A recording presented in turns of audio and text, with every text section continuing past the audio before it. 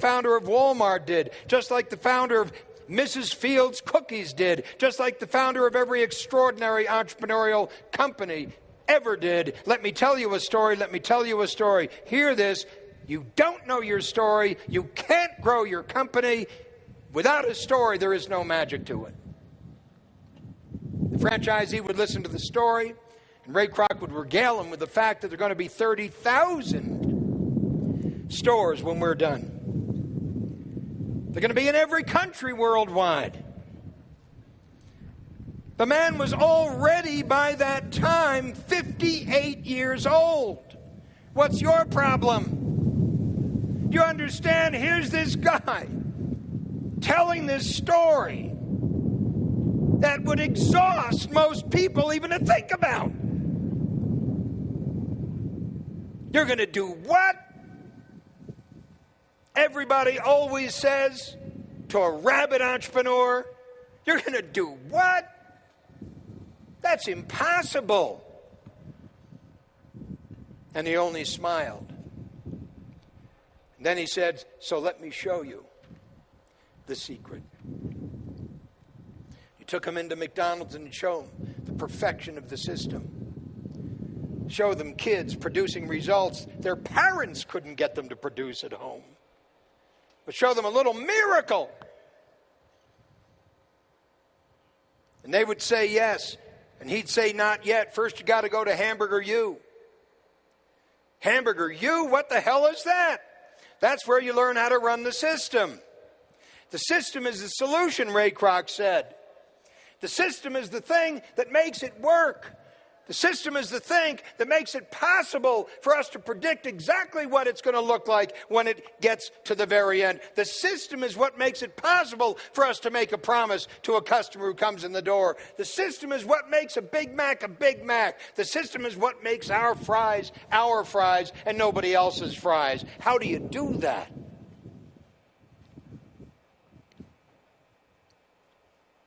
I'm not talking about business. I'm talking about a point of view. I'm talking about mastery, as mastery reveals itself in every single thing a human being does or doesn't. I'm talking about being able to see the pattern. I'm talking about having this extraordinary ability to see the whole, the entirety of it. Each and every single part, each and every single personal part, and the way they interface with every other single personal part, the way the pieces come together, to create, this is my company, this is our company, this is your company, this is McDonald's, this is the only company of its kind in the world, and it's selling a hamburger, French fries, a milkshake, and everybody else is too. How do you turn a commodity into an exquisite brand? All these are questions that came to me as I'm looking for the Holy Grail and trying to discover what it took to be able to teach anybody who's already committed himself, his family, her family, to creating a small business, hopefully to make it work so they wouldn't have to go back and start a job all over again. All the questions. How do people do that? How did he do that? How did he even think to do that? How did he even imagine it could be done when everybody was telling him it couldn't be? How do you? So the story began to unfold, and it began to speak. It began to tell the story of how Ray Kroc did what Ray Kroc did. And he used Ray Kroc as the icon for every small business owner, whether it be a plumber or an electrician, whether it be a bakery, whether it be a coffee shop, whether it be an accountant or a bookkeeper or a mathematician, whether it be a seminar speaker or a consultant, didn't make any difference. It didn't make any difference because the system is the solution. Just like Ray Kroc said, he said it, he did it, he proved it, he validated it. And every extraordinarily successful company in the world has done identically the same thing, and everybody else hasn't. How does a guy open up a coffee shop and call it Starbucks? For God's sakes, and you pay 10 times how much you'd pay for a cup of coffee anyplace else. Are you out of your minds? And you stand in line, 20 people in line, just waiting to say venti, grande, tall. Where the hell did they get that language? You want a big one, you want a small one. I can't even get tall and small in the same box. I don't even know how he came up with that. What words do you use to describe what you do? What's your story?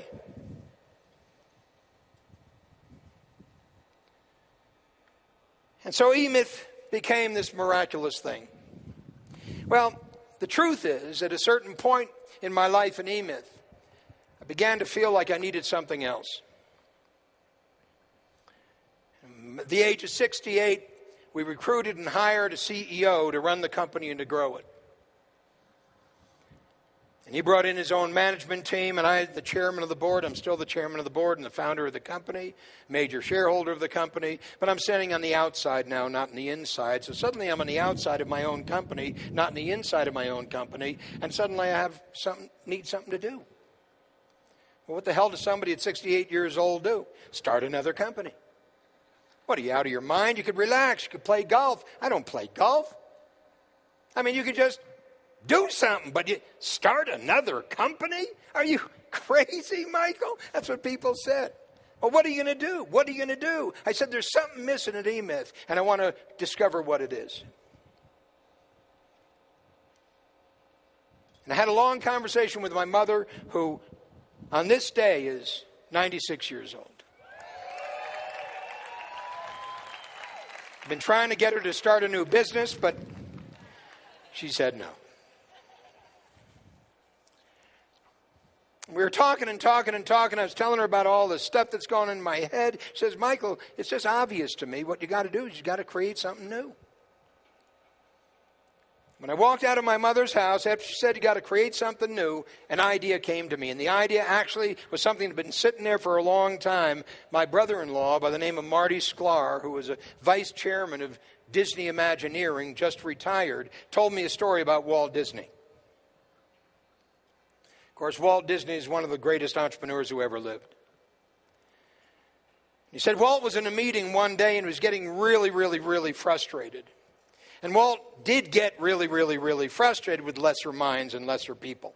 I mean, you understand, he was always driven crazy because nobody could see what he saw. Has anybody ever suffered from that? Why is it they can't see this? Well, he essentially asked everybody to leave and said, when you come back tomorrow morning to the meeting, it's not going to be a meeting like anything we've ever done before. Be prepared for something new. And they went away and they came back the next morning. And on the door of the meeting room was a sign.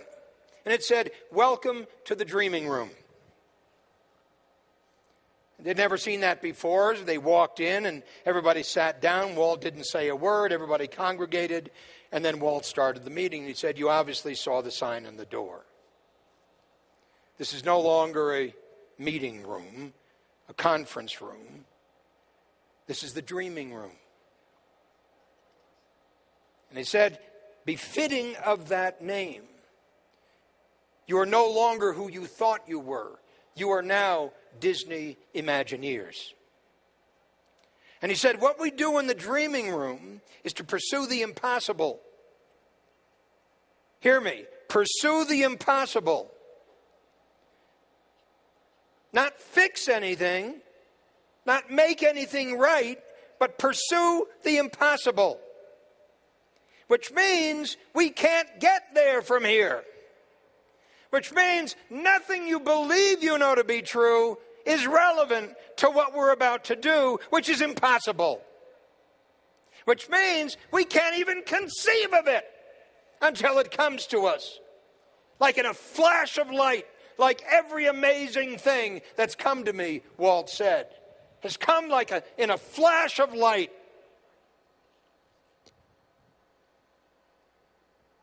And he said again, welcome to the dreaming room. Let's get busy.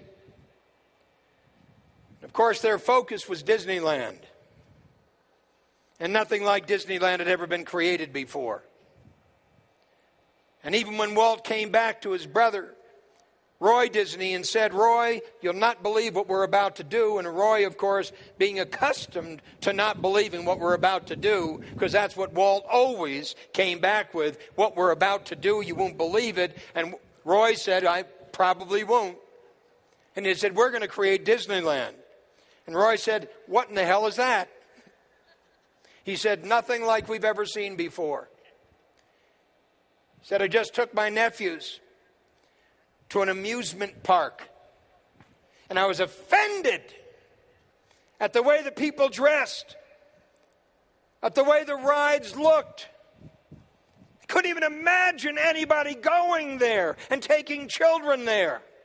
It was an unholy experience.